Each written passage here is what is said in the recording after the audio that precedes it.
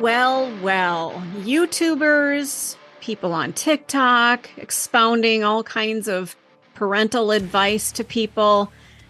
Well, now it's kind of coming home to roost. It's Stacy Cole and Carol Hughes. We've got the story of the YouTube channel 8Passengers and how things have kind of gone sideways. Had you heard of this story, Carol? I have heard of it, but I had never heard of these people until this story broke. Yeah, this is an interesting one, and I'm going to dive right in on it. Feel free to interrupt if you want to interject at any point here, because it's just ugly. It's ugly. So Ruby Franke, formerly associated with the defunct family YouTube channel 8Passengers, has been arrested on 2 counts of aggravated child abuse. This arrest follows the discovery of a malnourished child with open wounds and duct tape on their extremities by police. Okay. Franke's arrest was accompanied by the arrest of her business partner and collaborator, Jodi Hildebrandt, the founder of the controversial life counseling organization ConneXions. Now, the duo has faced criticism for providing advice videos that promote a harsh parenting style. Now, you mentioned that did you try to go look at their YouTube channel? I tried, and then it was taken down. I don't know who these 2.8 million people are who are following them. That's a lot of people. That's really frightening. She had faced backlash for her now deleted parenting vlogs, with viewers accusing her and her husband, Kevin, of abusive behavior toward their children. Ruby Franke and Jodi Hildebrandt have yet to respond to inquiries through emails and calls. It remains unclear if they have legal representation at this time. Ruby Franke and her husband launched the 8Passengers family YouTube channel back in 2015. It showcased their family life with their 6 children.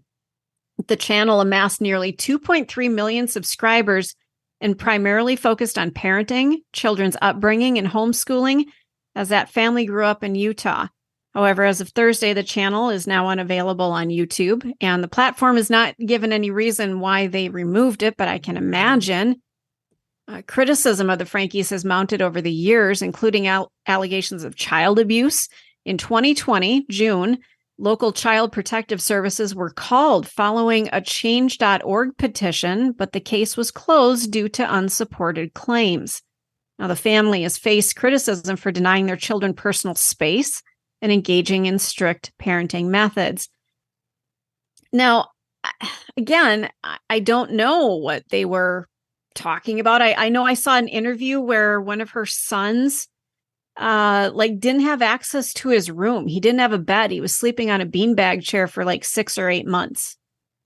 How many of these horrific child abuse stories seem to be coming out every day? You know, these are your children, being horrifically abusive to them. I don't understand how you don't see. There's no reason to ever duct tape a child. Period. No. There is no reason to ever not feed your child. Now, if you're poor, I get that, but there are so many food pantries around the country, and there are places to get food. I worked for the food bank. If you don't have the money, there are some resources out there. I get being poor. Being poor isn't what this issue is. No, this is, to me, this is an extreme parenting method, thinking that somehow just depriving a child of their basic needs, whether it be a bed to sleep in. It's one thing if you can't afford those things, but to have those things and deprive the child of being able to use them as a punishment. Like, you can't sleep in your bed. You can't go into your private space, your room, as a punishment of some sort. Screw you. And I totally get taking things away from kids. Yes. You've been abusing screen time. We've got to take that away from you for a while. I get all that. And as a parent, you have the ability to punish your children in the way that you see fit. I get that. Unless it's abusive. This is abusive. This is illegal. This child is malnourished and goes to a neighbor's house to find food. Yeah, and escaped out of a window. What does that tell you? Yeah. Did I read that correctly? I think I read that somewhere, that the kid... He escaped, out of the house. Yeah, you don't use that word that you escaped out of your house unless you've been locked in your house. You leave your house, but you don't escape from your house. So something there is just really absolutely twisted. Um, Continuing along in the story, Sherry Franke, the eldest child, it doesn't say how old she is, but I don't believe she is still part of that household. She expressed relief on her Instagram story, stating that they had been trying to alert the authorities for years. She indicated that while the children are now safe, there's more to address here. Sherry Franke had previously distanced herself from her immediate family and disapproved of the extreme beliefs. And additionally, 3 of Ruby Franke's sisters, who are also family influencers, shared an Instagram post affirming the necessity of Ruby's arrest for the children's safety, revealing their private efforts to ensure their well-being. This is an effed up situation. It's weird because you'll hear these stories as somebody calling child protective services when there really isn't an issue. And then they come in and remove the kids. It sounds like people had been waving the flag like this isn't right.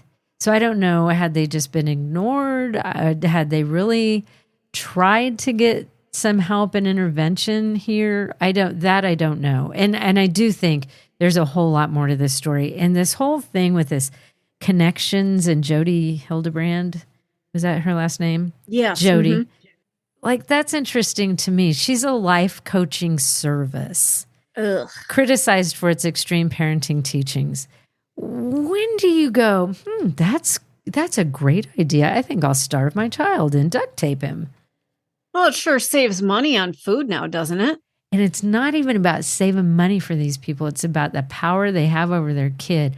And I'll show you, and I'm going to punish you until you see what you've done wrong. And these are children. They don't have the same reasoning skills that adults do.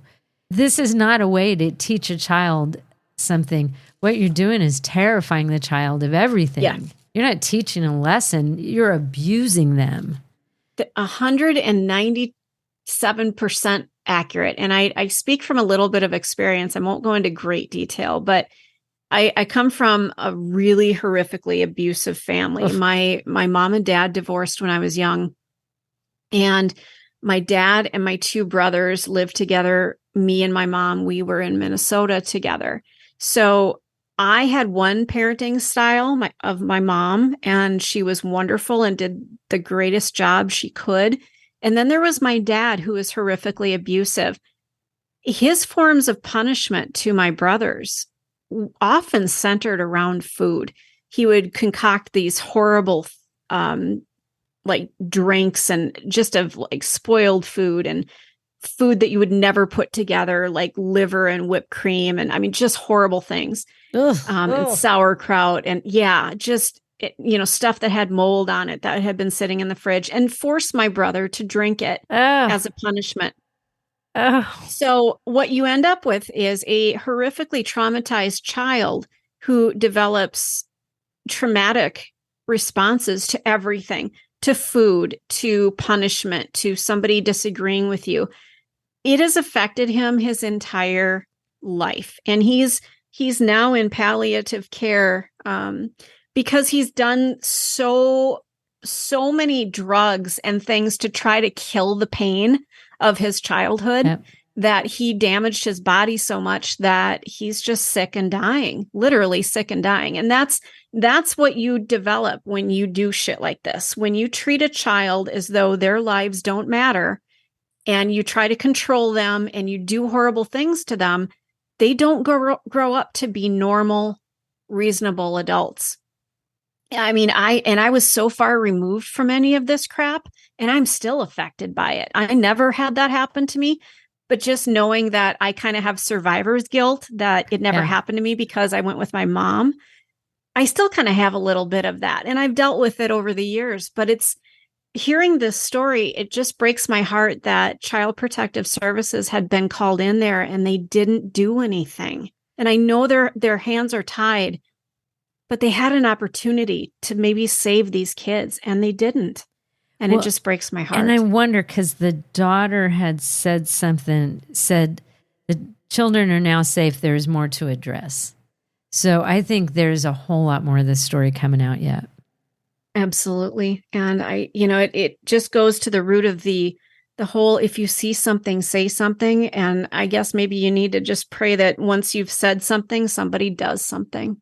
You're locked into the Hidden Killers podcast. Want more? Start binging on all of our true crime podcasts right now through Apple Podcasts and get an ad-free experience when you sign up to be a True Crime Today Premium Plus member exclusively on Apple Podcasts. More of the Hidden Killers podcast dropping soon. Press subscribe now.